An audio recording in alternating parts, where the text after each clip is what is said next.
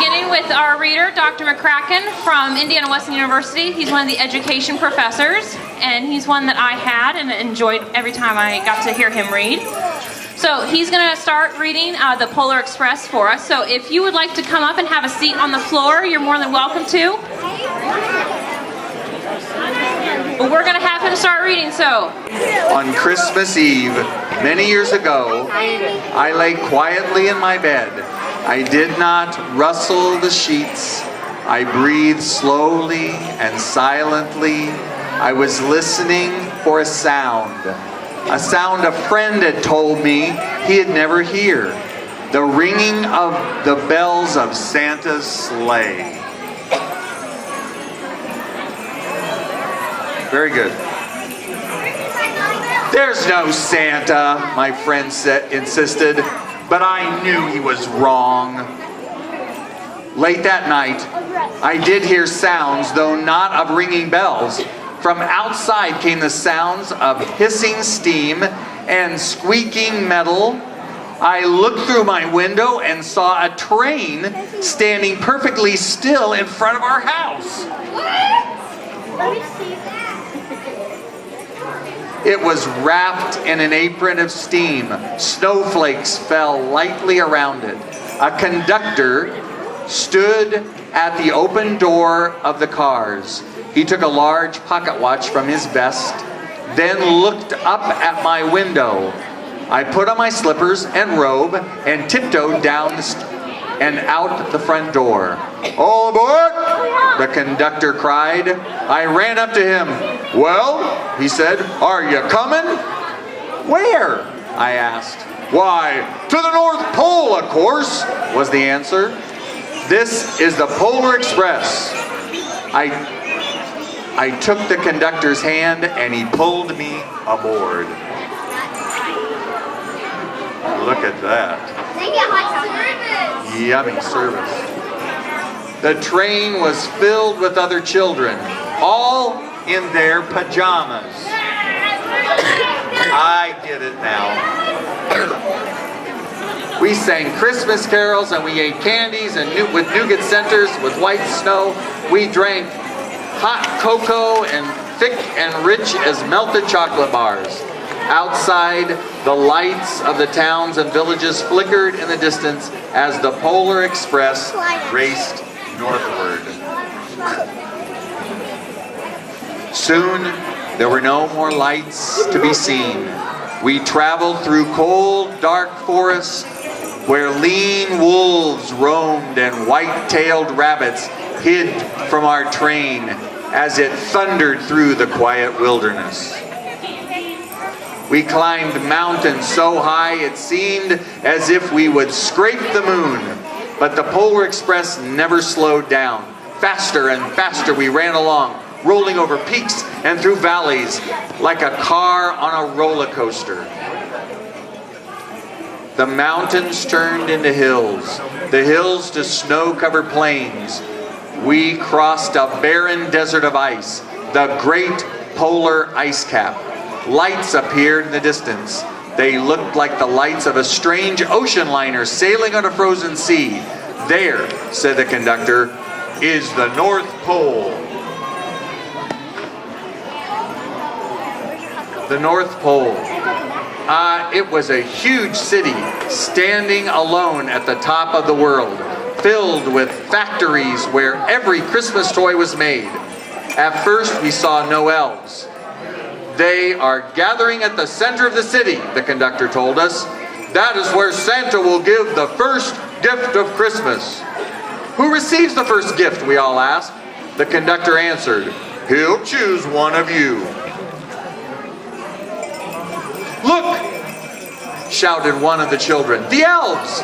Outside we saw hundreds of elves as our train drew closer to the center of the North Pole. We slowed to a crawl. So crowded were the streets with Santa's helpers. When the Polar Express could go no further, we stopped and the conductor led us outside. We pressed through the crowd to the edge of a large open circle. In front of us stood Santa's sleigh. The reindeer were excited. They pranced and paced, singing the silver sleigh bells that hung from their harness. It was a magical sound like nothing I'd ever heard. Across the circle, the elves moved apart and Santa Claus appeared. The elves cheered wildly. Cheer wildly. That's not wildly. All right, that's good. He marched over to us and pointing to me said, "Let's have this old fella here." He jumped into his sleigh. The conductor handed me up. I sat on Santa's knee and he asked, "Now, what would you like for Christmas?" I knew that I could have any gift I could imagine. But the thing I wanted more than Christmas was not inside Santa's giant bag. What I wanted more than anything else was one silver bell from Santa's sleigh. When I asked, Santa smiled. Then he gave me a hug and told an elf to cut a bell from the reindeer's harness. The elf tossed it up to Santa. He stood, holding the bell high above him, and he called out, "The first gift of Christmas!" Ring it. Okay. A clock struck midnight as the elves roared their approval. Santa handed the bell to me and I put it on my bathrobe pocket. The conductor helped me down from the sleigh. Santa shouted out the reindeers' names and cracked his whip. The team charged forward and climbed into the air. Santa circled once above us and disappeared in the cold, dark polar sky. As soon as we were back inside the Polar Express, the other children asked to see the bell. I reached into my pocket, but the only thing I felt was a hole.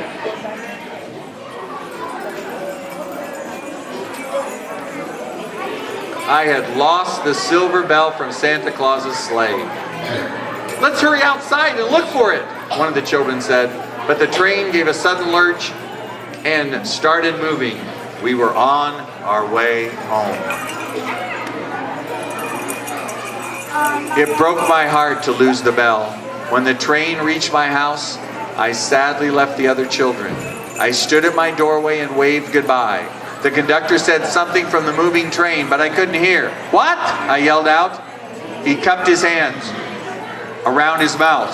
"Merry Christmas!" he shouted. The Polar Express let out a loud blast from its whistle and sped away. On Christmas morning, my little sister Sarah and I opened our presents.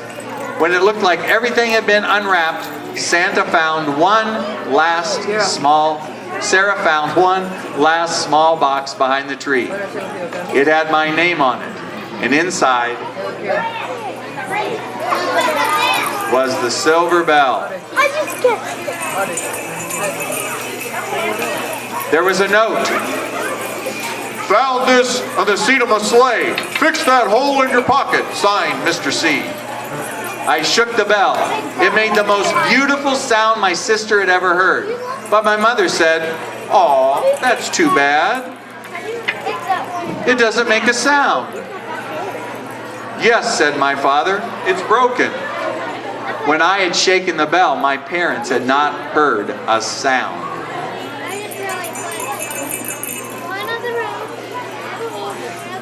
At one time, most of my friends could hear the bell. But as years passed, it fell silent for all of them. Even Sarah found one Christmas that she could no longer hear its sweet sound. Though I've grown old, the bell still rings for me as it does for all who truly believe.